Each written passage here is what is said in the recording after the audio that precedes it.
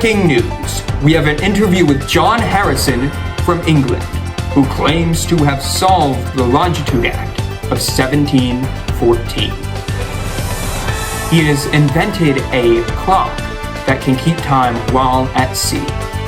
We now go to our interviewer on the scene.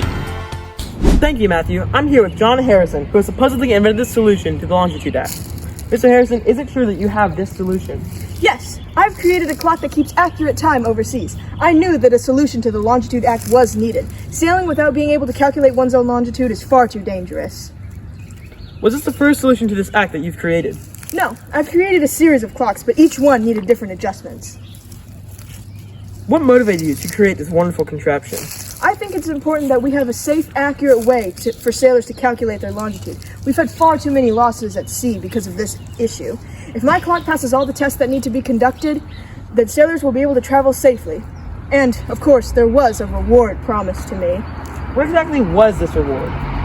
Well, 10,000 pounds will be rewarded to me once I can prove that my clock works.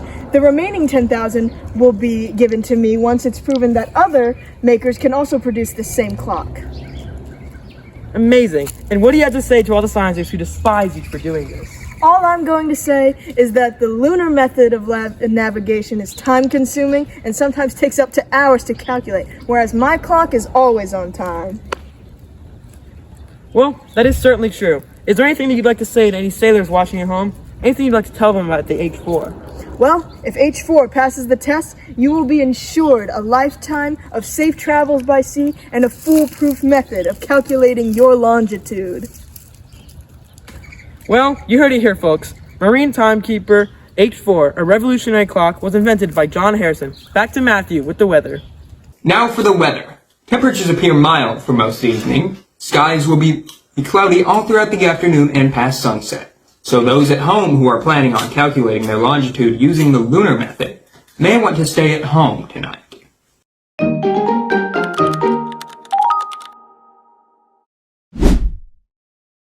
Here we have two people with us. On my left is a man that believes John Harrison's chronometer is better. Yeah, that's right. On my right is a man who believes that the lunar method is better. Indubitably. Hey there, hi, I'm John Chronometer. And I am Mike Lunar Method. Tonight you two will be debating on which method is superior at determining longitude. Thanks, Matthew. Now let me tell you about that there chronometer thingamajiggle. It is the most accurate way of determining longitude. Balderdash! He couldn't even begin to make something work better than the classics. Harrison's clock works the same amount as any of his old clocks. Yeah, well, it's true, I tell you. It does it by comparing the local noon with time at the fixed point. And it's incredibly accurate because his clock ain't affected by any of gravity's little forces or any of that. It's got springs and counterbalances. It is rather unnecessary. The lunar method worked perfectly fine. By measuring the angle between the moon and various stars, you can accurately get the longitude, seeing as the moon itself is a fixed source one could use. But what about when it's cloudy, or if the ship drifts around too much? That'll make it completely inaccurate. Heck, even when the sky's clear and the ship is still, it can still take darn near hours to calculate it.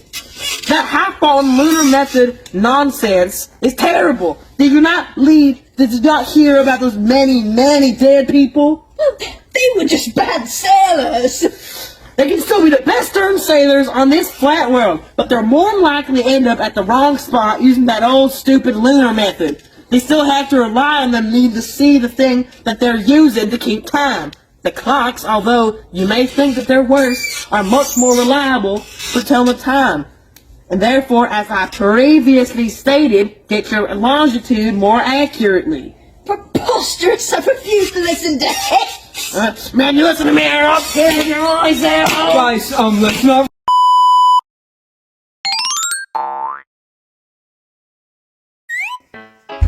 John Harrison's first long case clock is currently in a private collection. John Harrison was self-taught in clockmaking and was a carpenter by trade.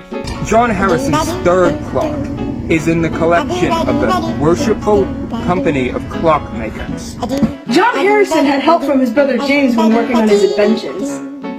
Despite his foundings, shortly after the Longitude Act of 1714, the Board of Longitude did not meet until 1737. John Harrison came in 39th in BBC 2002 poll-up the 100 Greatest Britons.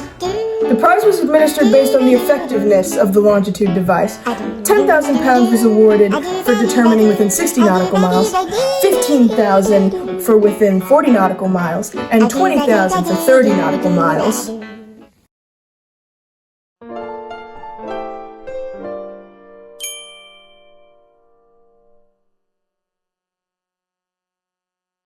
The accurate chronometer is a marvel of the time, as such mechanisms were never heard of. John Harrison's perseverance in the creation of his clock is comparable to the perseverance of modern scientists and innovators today.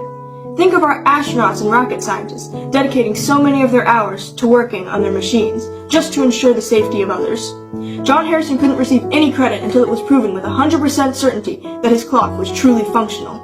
It's in this same way that modern scientists cannot release a cure until it's proven to be safe and effective. John Harrison shaped sea travel for many years to come, and for this, he goes down in history as one of the most renowned English scientists of all time. His results, in spite of his challenges, are the most inspiring in all of history.